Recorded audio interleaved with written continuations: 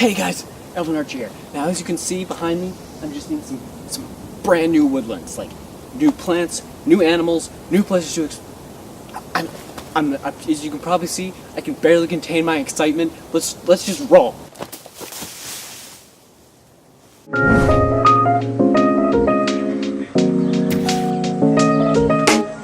Our first plant of the day, this is one known as Himalayan blackberry. This is another member of the rubus family. You can tell it has 5 leaves, that's very common in that family, and the long, thorny stalk. But I'm going to show you a very interesting use for this. I just need to harvest a long stalk of this, and don't worry, Himalayan blackberry is an invasive species. This is not straight. I don't have a tripod with me.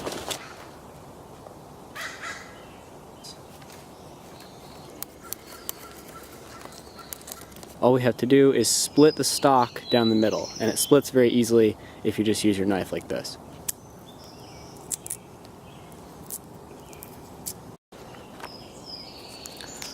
And if we take these stalks just like this, we can peel the outer bark right off. All we would do then is to pull these apart into smaller pieces. You can then reverse wrap these into a piece of cordage. Now blackberry doesn't make great cordage, but this is maybe 1/4 of an inch. And I can't break it. Here we come to kind of an interesting plant, this is called GALIUM APARINE. It has some other names like bedstraw, cleavers, sticky weed. I'm not really sure why it's called sticky weed. But seriously though, that sticky quality does make it useful for wilderness camouflage, where you can just kind of stick it to your clothes and be rest assured that it'll stay there. You can also use the buds of GALIUM APARINE. If you roast them, you can make a very weak and very bland kind of coffee, or coffee substitute. But there you have it, ladies and gentlemen, cleavers, or sticky weed. Here we come upon another rubus. This is trailing blackberry. Why is it called trailing blackberry? Well, because it trails. It grows along the ground, whereas Himalayan blackberry tends to stick up above all the foliage. This will tend to be the bottom layer. It has that formation of 3 to 5 leaves that's very common among the rubus family. And of course it has the stalk that is covered in spikes, though these spikes are much less obnoxious than Himalayan blackberry. And of course later in the summer this will bear fruit. Blackberries, as you'd probably expect from a blackberry plant. It's always exciting when you see the first fruits on these because it means the entire forest is about to explode with juicy goodness. I probably could have phrased that differently, but no, actually we're gonna stick with it. Look at that slimy boy.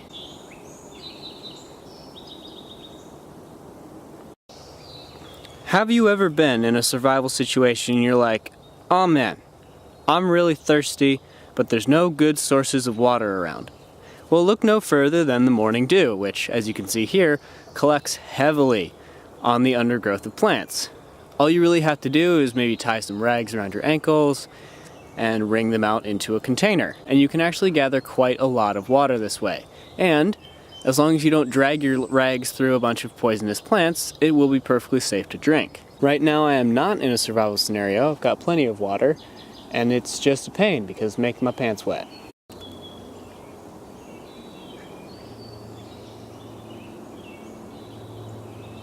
Look at this Himalayan blackberry shoot. Starts here, goes all the way. Dang, and I can see the spikes on it from where I'm standing, like 15 feet away.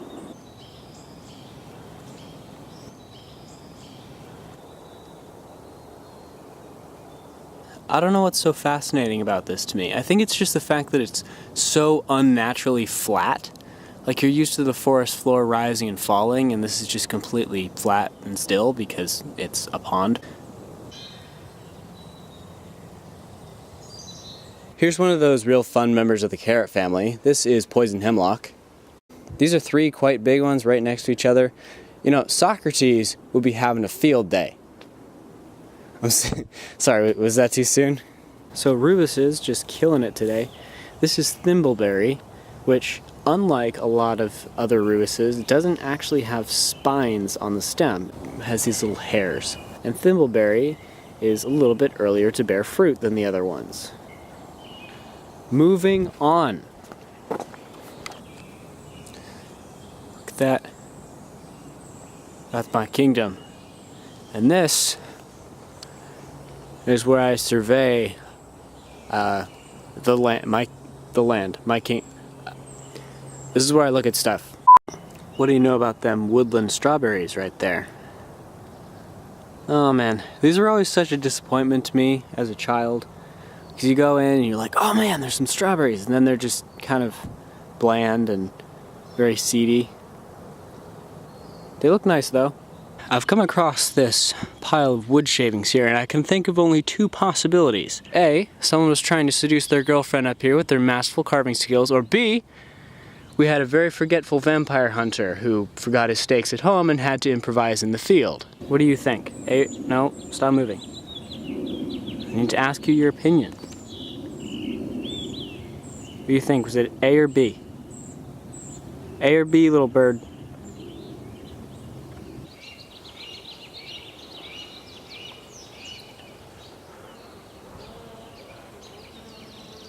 Here we have a shrub that you should definitely know. Its leaves are smooth, oval, and alternating, and the stem has a square-shaped or angular cross-section. This is red huckleberry, one that you definitely want to know because the berries are absolutely delicious. The berries, when ripe, are a bright red color. They're shaped a lot like blueberries, but obviously they are red instead of blue. They're extremely sweet with only a couple of small seeds, so they're a great little trailside snack. Say, would you look at that? We got yet another rubus. This one is called salmonberry. Salmonberry comes up a little faster. Their berries are generally seen earlier than other rubus. But a good way to identify salmonberry from other rubus is the fact that if you fold the top leaf down, it looks a little bit like a butterfly. Also, children go crazy over these. I'm not sure why. They just aren't particularly sweet, even when they're at the peak of their ripeness. That right there has my cogs turning, man. Like, look at the perfect seat that has created. Heck yeah, man. That is perfect. A little place to lean my back up against. A little place to survey my kingdom. So today I thought we could play a fun little game called Which of These Will Kill You, or at least make you very sick. In one of my hands I hold a nutritious and edible plant, and in the other a poisonous one. Now that you've made your guesses, I'm going to give you a little hint. The name of this plant right here is called miner's lettuce, and the name of this plant right here is called enchanter's nightshade. Now, although these two may look fairly similar upon first inspection, they have some key differences that make them very easy to tell apart. First of all, on miner's lettuce you can see that the leaves are connected directly to the stem, whereas on enchanter's nightshade they are separated slightly by a small stem of their own. The veins of the leaves are also quite different. Enchanter's nightshade has very deep veins, whereas miner's lettuce are less noticeable. The flowers are very dissimilar. Enchanter's nightshade has a tiny cluster of white flowers, whereas miner's lettuce has a single 5-petaled flower that can range from bright white to a light purple color. Miner's lettuce tastes a lot like spinach, so a good one to know and a good trailside snack. 1 millisecond before I turned the camera on, you could not hear that plane. The stinging nettle, Urtica dioica, extremely high in iron and vitamin C. Called stinging nettle because if you touch it, it will sting you. What a shocker. You can probably see the line of stings across the back of my hand. The worst one you can see right there. Now you might be thinking, wow, I really don't want to eat a plant that's able to raise large welts on my skin just by touching it. But stinging nettle actually has a lot of edible uses. You can blanch these over the fire and then they can be eaten raw, or you can make them into tea. Stinging nettle is a lot like spinach and it contains a lot of vitamins, but most importantly, in my opinion, it contains a lot of iron. Now, iron is important in your body because it helps you recreate red blood cells, so if you've recently lost a lot of blood, you can help your recovery process by eating nettles or drinking nettle tea. This is a plant called waterleaf. Waterleaf is definitely a shade lover. It doesn't grow nearly as well in even partial sun. It generally grows in the very darkest and shadiest parts of the forest, and also on very wet ground. The leaves of waterleaf are very heavily toothed and are sort of reminiscent of maple leaves, And as you may expect with a name like waterleaf, the sap from the inside of the stems is completely clear. The leaves are slightly hairy as well, so some people find it unpleasant to eat. Personally, I don't mind the hairs, it just doesn't taste very good. But a good addition to a wilderness salad, nonetheless. Here we have something rather exciting. This is a plant called TRILLIUM, and it's about to bloom. Now some of you might be thinking, wow, that sounds about as exciting as getting a potato for a Christmas gift, but think again, Jim! Because this plant can take up to 7 years to produce flowers, and therefore is only ever seen blooming in very well-kept and protected forests. Even though this plant doesn't really have any edible or medicinal uses, it is a great gauge of how healthy the forest is, which is pretty cool. Do you want to know something fun about this plant? It's called vine maple. V-I-N-E-M-A-P-L-E.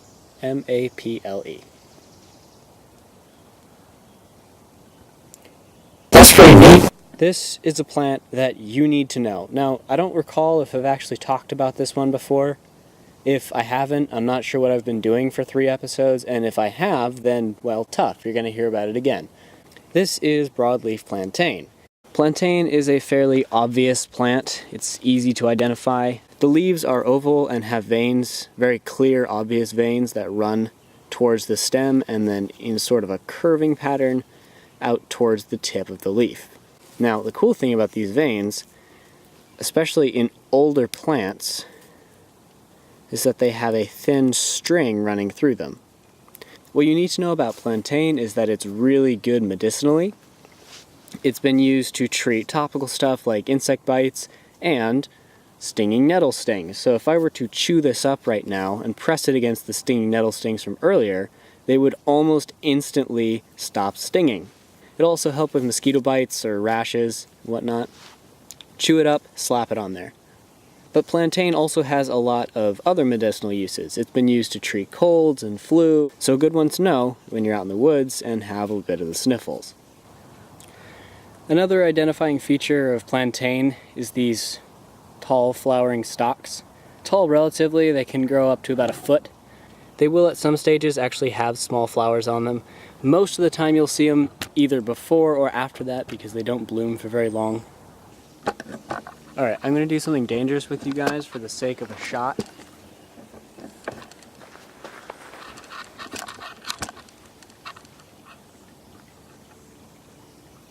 How does that look? Is it good? It better be good because I'm about to drop this camera right in the creek.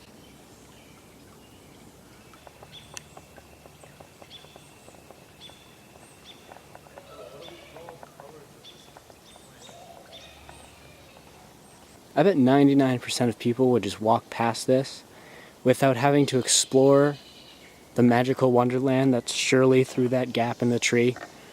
Let's go. Alright, going in. Alright, funny enough, I don't see a magical wonderland. I do see a lot of spider webs though. You guys can't see because of the bloom on the camera lens.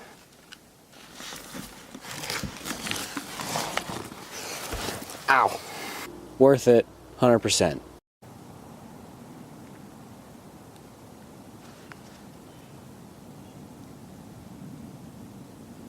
Those are some aesthetic looking mushrooms. Or is it a different thing if they're attached to a tree? Does that make them toadstools and therefore not mushrooms? I don't know. I'm not a mycologist. Will someone who is, please answer all of my questions? Oh man, what a day this has been. These are just some great woodlands to film in, to walk around in. And now all I have to do is remember where I stashed my bike. Good thing I left that really obvious marker to show me where it was. Yep, that ought to do it. Anyhow, as always, I hope you learned something from this video. I hope you enjoyed it. Because that's all I have for you today, guys. Archer out.